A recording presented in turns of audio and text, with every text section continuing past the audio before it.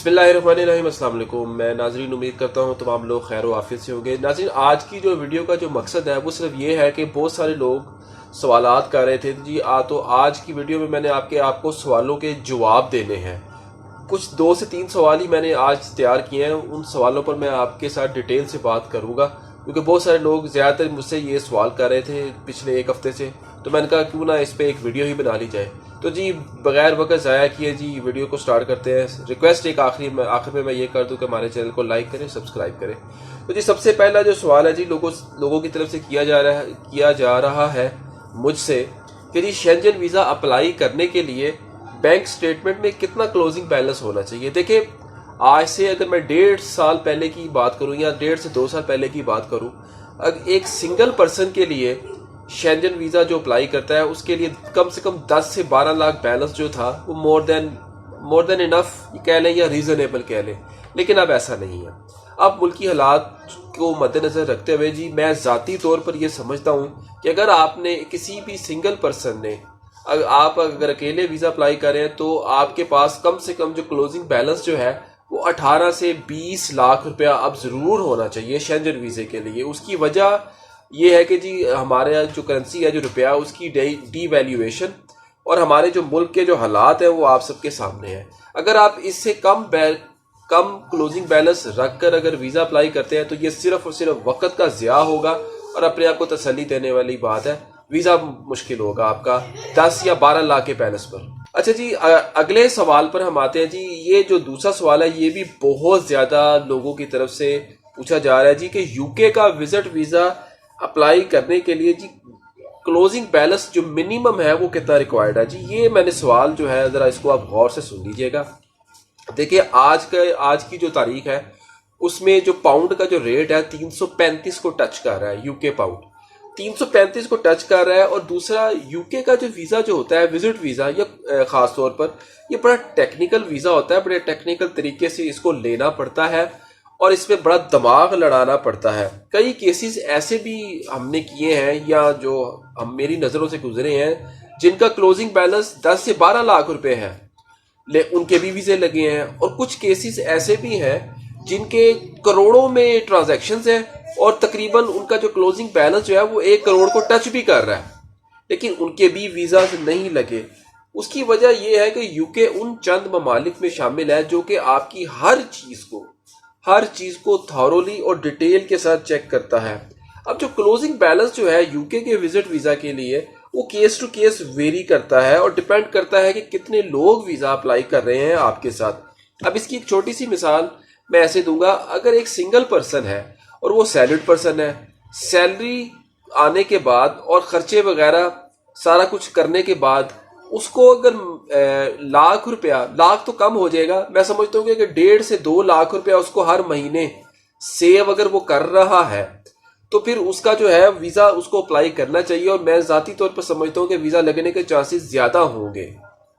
उसके साथ साथ वो 6 माह की बैंक स्टेटमेंट को अपने क्लोजिंग बैलेंस जो अगर 12 से 15 लाख भी शो कर दे और विद एवरेज बैलेंस उसको जो है वो मेंटेन करे तो मेरा ज़ाती ख्याल है कि वीज़ा लगने में आसानी होगी। इसी तरह अब एक मैरिड पर्सन है, उसका बैंक स्टेटमेंट का जो क्लोजिंग बैलेंस है वो वेरी करेगा, वो सिंगल पर्सन की निस्बत ज़्यादा होगा। इसी तरह अगर 1 या 2 बच्चे अटैच कर लें तो वो भी क्लोजिंग बैलेंस जो है वो डिफरेंट होगा। अब इसकी मिसाल मैं ऐसे दूंगा। अगर एक बंदे ने क्लोजिंग बैलेंस 15 लाख रुपए शो किया है, अब इसमें जो टिकट का जो खर्चा है वो कम से कम 2 लाख रुपया आएगा। इससे ज्यादा भी हो सकता है, लेकिन आप कम से कम 2 लाख रुपया रिटर्न टिकट का रखें। उसके बाद अगर आपने 1 हफ्ता यूके में रहना है, अब आप कम से कम अपना रोज का जो खर्चा है 100 पाउंड जरूर रखें। चाहे आपको गूगल से जो भी रेट मिले, यूके का जो डेली एक्सपेंस जो है एक टूरिस्ट के लिए कितना है, 50 पाउंड है, 60 पाउंड है या 70 पाउंड है, आपने कम से कम 100 पाउंड अपने जेन में जरूर रखना है। इससे ज्यादा रखें तो बेहतर है, लेकिन एक जो स्टैंडर्ड जो है वो आप 100 पाउंड जरूर रखें। तो आप 700 पाउंड आपका ये हो गया। चले आप इसको 700 पाउंड को आप 3 लाख रुपए समझ लें कि जी आपका ये 3 लाख रुपए 1 हफ्ते का यूके में रोज खर्चा आएगा, रोज के हिसाब से 7 दिन का। 3 लाख आपका ये हो गया और 2 लाख रुपए की आपकी टिकट होगी। 5 लाख रुपया तो आपका ये निकल गया। निकलने से मुराद ये है कि क्लोजिंग बैलेंस आपकी बैंक स्टेटमेंट में फिजिकली तो वो बैलेंस रहेगा, लेकिन जब वीजा ऑफिसर के पास आपकी एप्लीकेशन जाएगी, उसने अपने दिमाग से ये 5 लाख रुपए निकाल देना है। अब वो देखेगा वीजा ऑफिसर के जी 15 लाख का जी क्लोजिंग बैलेंस है, 2 लाख की टिकट है और 3 लाख रुपया इसका जो है एक हफ्ते का खर्चा आएगा। 5 लाख रुपया तो वीजा ऑफिसर ने, एंट्री क्लियरेंस ऑफिसर ने आपका यहां से निकाल दिया। उसके बाद आपने एक हफ्ता रहना है। आपका जो होटल का जो खर्चा है, आप कम से कम होटल का जो एक दिन का पर नाइट का जो खर्चा है वो 50 पाउंड तो जेन में रखें। अब एक हफ्ते का खर्चा जो है 350 पाउंड आप कर लें। चले आप इसको राउंड फिगर में 1 लाख रुपया कर लें, तो क्या हो गया जी 6 लाख रुपया हो गया आपका। ये आपका निकल गया, वीजा ऑफिसर की नफ्सियात ने, उसके जेन ने निकाल दिया। अब उसके बाद जाहिर है ना चाहते हुए भी आप अपने किसी फ्रेंड, फैमिली, किसी अपने दोस्तों के लिए, रिश्तेदारों के लिए कोई ना कोई गिफ्ट वगैरह तो लेकर आएंगे ही ना, कोई शॉपिंग के तो करेंगे ना। कम से कम आप 100 से 150 पाउंड इसको भी जेन में रखें, क्योंकि जो इस तरह के जो लोग होते हैं, फॉरनर्स होते हैं, वो ये चीज़ें जेन में जरूर रखते हैं। अभी कोई जो बंदा सैर करने के लिए जा रहा है वो अपने दोस्तों या रिश्तेदारों, अजीज़ों कारब के लिए कोई गिफ्ट, तोहफे, तहाइफ भी लेकर आएगा। तो आप कम से कम 1 लाख रुपया ये साइड पे कर लें, तो कितना हो गया, 5, 6, 7 लाख रुपया हो गया। अब 15 लाख रुपए में से 7 लाख रुपया आपका ऐसे निकल गया। ये जो 7 लाख रुपया मैंने जो निकाला है, ये मैं आपको अपने पॉइंट ऑफ व्यू से बता रहा हूं, लेकिन वीजा ऑफिसर के पॉइंट ऑफ व्यू से आप कम से कम इसको 8 से 10 लाख समझे कि वो 8 से 10 लाख निकालेगा। चले आप समझाने के पॉइंट ऑफ व्यू से मैं कहता हूं चलो इसको 7 लाख ही समझे। 7 लाख आपका ऐसे निकल गया, बाकी पीछे क्लोजिंग बैलेंस आपका बच गया 7 लाख रुपया या 7.5 लाख रुपया। तो वीजा ऑफिसर ये देखेगा और सोचेगा यार 7 लाख रुपया इसका एक हफ्ते का खर्चा आ रहा है, अब बाकी बैलेंस क्लोजिंग जो इसके अकाउंट में बच रहा है वो 7 से 7.5 लाख रुपया बच रहा है। जो ही ये बंदा वापस आएगा तो हाँ, इसके पास इतने पैसे होंगे कि ये आते ही अपना खर्चा कर सकेगा, या अगर इसके पीछे साथ कोई फैमिली भी है, माँ बाप, बहन भाई या बीवी बच्चे हैं, उनका भी ये खर्चा उठा सकेगा।